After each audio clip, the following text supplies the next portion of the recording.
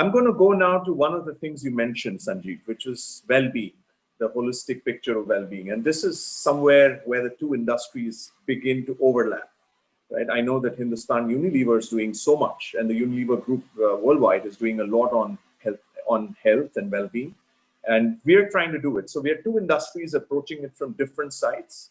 We try to take the illness back model to it. You're taking the life forward model to it, right? And I think somewhere we're going to intersect in that. And there are wonderful examples of how large FMCG companies collaborated with pharmaceutical and other organizations to create innovation, right? And Clayton Christensen talks about very often how where two industries intersect, innovation goes up tremendously.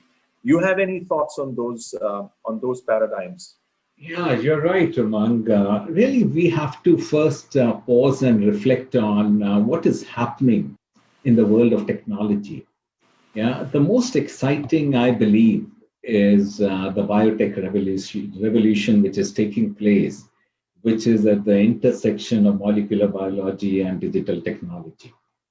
So I wouldn't be surprised if large part of the physical economy is bioproduced in the future.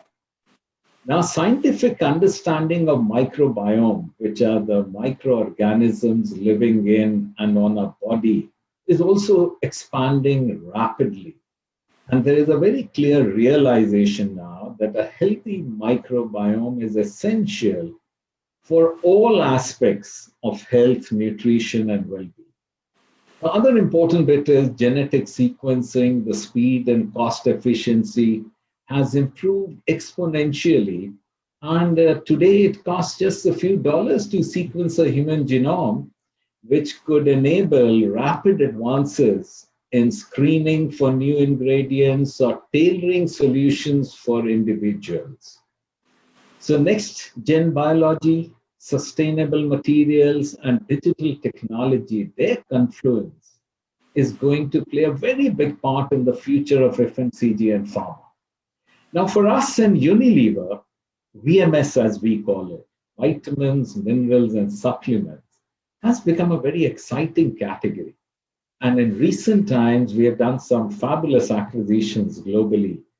Similarly, if you look at our foray into nutrition, with the acquisition of Horlicks and Boost, gives us access to technology, which can in many ways help solve India's micronutrient deficiencies. So very clearly, I think the world is moving from cure to preventive.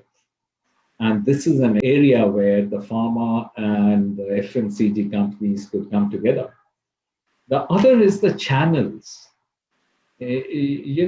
For us now, increasingly, the chemist channel is becoming very important.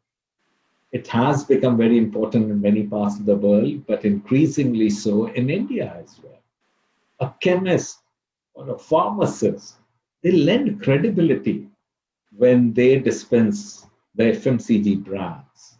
So for us, that's also become a very important channel. So you're absolutely right, Umang, that there would be a lot of common things between the two industries. And thank you for sharing, Sanjiv. I think one of the models that I have seen work really well, at least in the Western world, is this collaboration between Nestle and a company called Immune. And Immune has this ability to think, innovate around allergies. And they're talking about peanut allergy and how that could be a product, and that's significant for Nestle.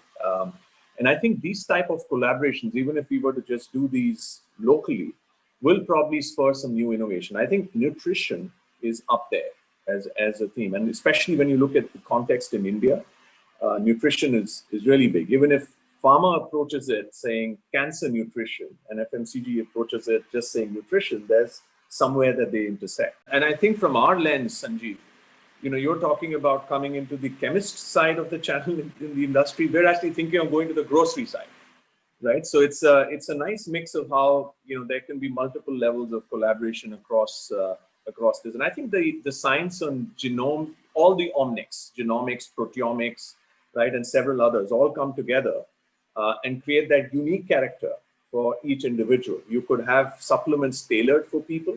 You could have nutrition tailored for people. So I think there's a lot to collaborate, absolutely a lot to collaborate between the two industries. And there is an area among which the pharma companies can adopt from consumer good companies is understanding human behavior, consumer behavior, which we are very adept at. Yes. And that is something that could be adopted. For instance, if you come up with a great nutritional product, it is not just about placing it in the chemist shelves. It is about convincing the consumers to adopt it and use it. So that is something which I believe pharma companies could be doing much better.